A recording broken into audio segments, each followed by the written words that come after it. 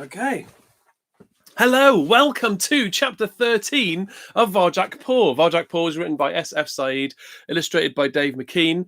My name is Mr. Wickens, and this is Mr. Wickens Reads Varjak Poor. Excellent. Okay. A shout out from last night. I had a tweet saying, please, can I shout out? I thought it was for someone called Amber Class. Maybe Mylene's daughter, I don't know, and in Haven School in Eastbourne. And I said, shout out to Amber Class, but it's actually a whole class of children, Amber Class. So all of you in Amber Class, hello, shout out to you. A really warm welcome to chapter 13 of Varjak Poor. You're not just one person, you are many people. So hello, Amber Class. Amber class. Okay, here we go. Chapter 13. Now, chapter 12, if you remember, Varjak was trying to talk to dogs, and that didn't go very well. And you and I both know they were not real dogs, were they? He thought they were dogs. He's assumed they're dogs. There we go. We're on chapter 13 now. Here we go. Varjak's head hung low. He could hear more monsters in the distance, coming closer. He couldn't face looking at them. What was the point? He knew now that they'd never stop and help him. Not in a million years. He'd failed to do the one and only thing he'd ever been trusted with. What good was he to anyone? Julius was right. He was no Mesopotamian blue, and never would be. He was an insect. Worse than an insect. He was a disgrace to the name of Jalal. He'd failed. Varjak glanced up at the hill, far away on the other side of the park. There was no way he could go back there, not without a dog. That meant he might never see his home again. The kitchen, full of china bowls, the Contessa's red velvet armchair, even the new toy mouse. Never again.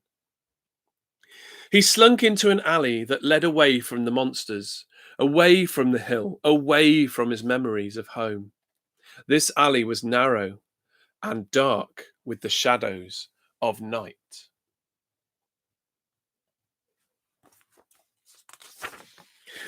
It was empty except for a swarm of black plastic rubbish bags, so full they'd split open.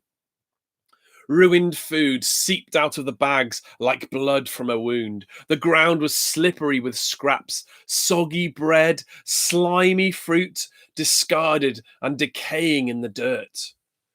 Somewhere in the distance, almost buried by these smells, was the tang of meat. Varjak's stomach grumbled. It had been so long since he'd eaten. He remembered insisting to mother and father that he wanted to hunt like Jalal. He laughed bitterly at the memory. It was easy to talk about hunting, but to actually do it? Him, the coward who couldn't even stop a dog? Varjak, who disgraced his whole family? A hunter like his famous ancestor? No. An old scrap of meat was all he was good for, and all he could get. Varjak followed the scent. His awareness led him along the alley and over a wall. He came down into the most desolate place he'd ever seen. It was an enclosed courtyard. The sky was hidden here. He'd lost the moon and the stars. He could see nothing but big concrete tower blocks looming all around. Every door and every window was shut, as if the people inside were trying to keep something out. This place made him nervous. The blocks would be impossible to climb. Their walls were smooth and sheer. If something went wrong, if there was trouble, he could easily be trapped. The only way out was the way he'd come in. Still, at least it was shadowy. There were plenty of places to hide, and it was quiet. All he could hear was the muffled rumbling of the city in the distance. The smell of meat was potent in this barren place. With grim precision, Varjak tracked it to a metal bin that clanked in the corner, helpless on its side in a murky pool of rain. Something brushed against his shoulder. Varjak gasped. Duck swung round. What was it? No one there. Just a rustling sound. Oh, a plastic bag caught by the wind. It was circling him as if it was the hunter and he was the prey. He let out his breath, told himself not to be so nervous, and turned back to the bin. The smell of the meat wasn't so nice close up. It was rancid, rotten. That was why he'd picked it up from so far away. His nose wrinkled. This wasn't how he had imagined life outside. If only he could have a bowl of the gentleman's caviar now. But this was all he deserved. Varjak moved towards the bin, and the world erupted into violence. Out of the shadows, those perfect hiding places, 5 fully grown tomcats sprang. None of them wore a collar. Varjak put his paws up to defend himself. They were too fast. In a vicious blur of speed, they slammed him to the ground and pinned him there. The biggest, a massive, muscly ginger Tom, towered over him. It ripped his cheek with claws as sharp and as white lightning. Varjak howled with pain. "These are our bins, Sonny, and don't you forget it," yelled the ginger. Varjak wrenched a paw free and lashed back. He caught Ginger full in the face. It didn't budge, didn't even flinch. It just opened its jaws and spat at him. The other cats poured down on him, a deadly rain of claws and teeth. Varjak screamed. It was agony. "What do you know about the vanishings?" demanded the ginger. It was as big as the gentleman's cats. What vanishings?" gasped Varjak. "Don't pretend."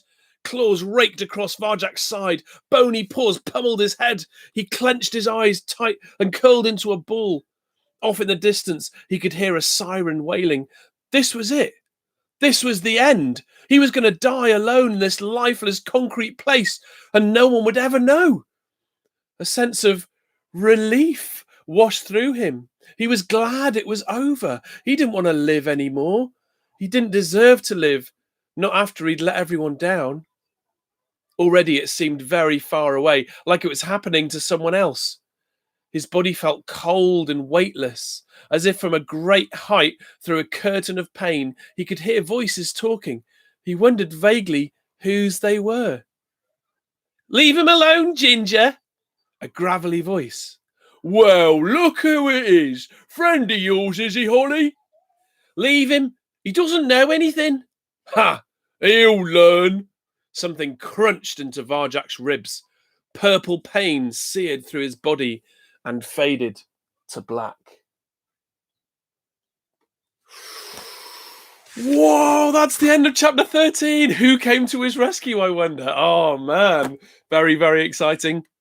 Tune in tomorrow, 6:30, for chapter 14 of Varjak Poor, and we'll see what happens then. If you got any shout outs or any requests, please tweet me at Phil Wickens or phil.wickens@rundontwalk.co.uk. And don't forget to hit the like button, the thumbs up, and give me a subscribe as well. Thank you very much, and we'll see you all tomorrow at 6:30. What's going to happen next? Bye!